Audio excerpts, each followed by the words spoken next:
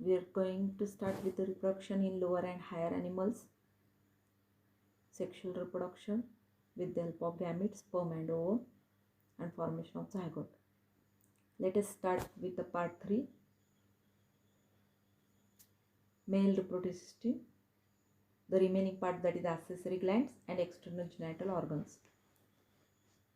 Accessory glands. There are 3 accessory glands: seminal vesicle, prostate gland, and Cowper's gland or bulbourethral gland. This seminal vesicle, prostate gland, Cowper gland secrete a viscous alkaline fluid known as semen or the seminal fluid. The pH is about 7.2 to 7.7. This semen contains the sperms.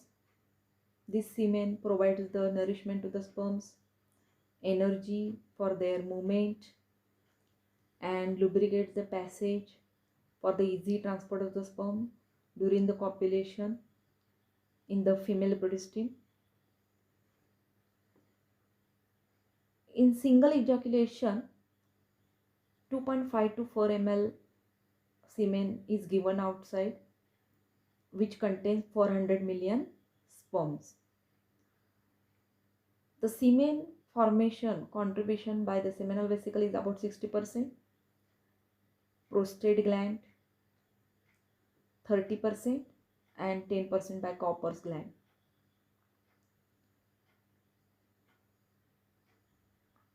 Seminal vesicles, prostate gland, Cowper's gland. What they contains? The secretion from the seminal vesicle contains fructose, fibrinogen, and prostaglandins. These are the paired glands. Prostate gland is a single, which contains citric acid, acid phosphatase,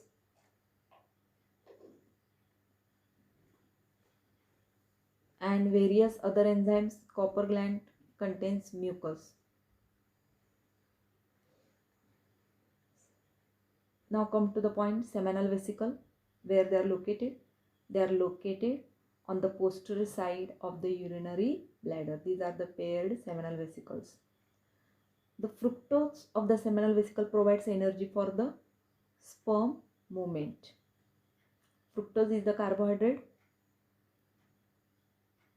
Fibrinogen coagulates the semen into a bolus for the quick propulsion in the vagina of the female reproductive system, and prostaglandin stimulates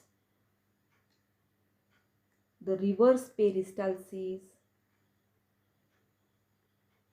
of the smooth muscles in the vagina of the female reproductive system, which is helpful for the faster movements of the sperms towards the female body.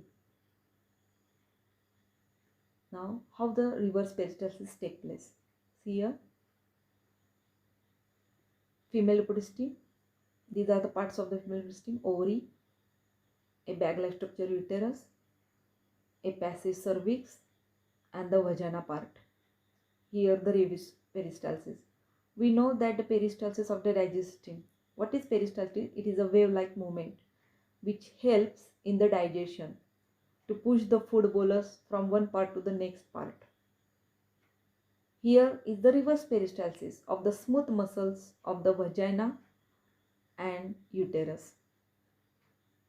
Due to reverse peristalsis, what happens? Sperm get faster movement and they can easily reach towards the egg.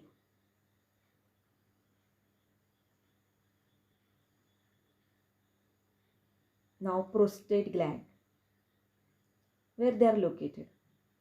They are located underneath the urinary bladder. See your urinary bladder. Acid phosphatase of the prostate gland protect the sperms from the acidic environment of the vagina.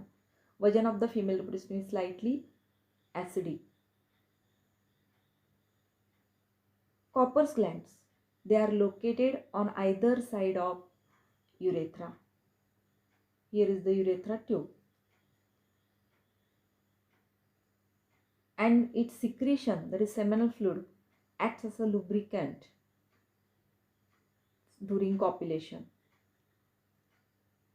Now, external genital organs, also known as external genitalia, penis and the scrotum.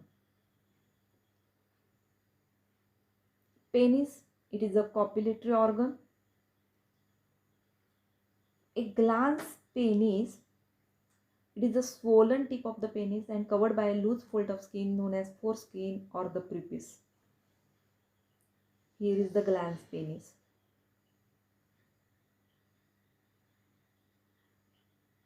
What is found in the cross section of the penis?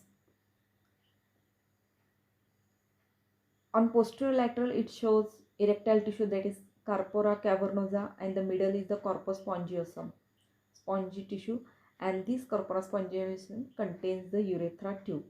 Here is the penis and this is the urethra tube, scrotum and testes. Penis is a cylindrical muscular with 3 bundles of rib tissue, a pair of posterolateral tissue, corpora cavernosa, and medium corpus spongiosum.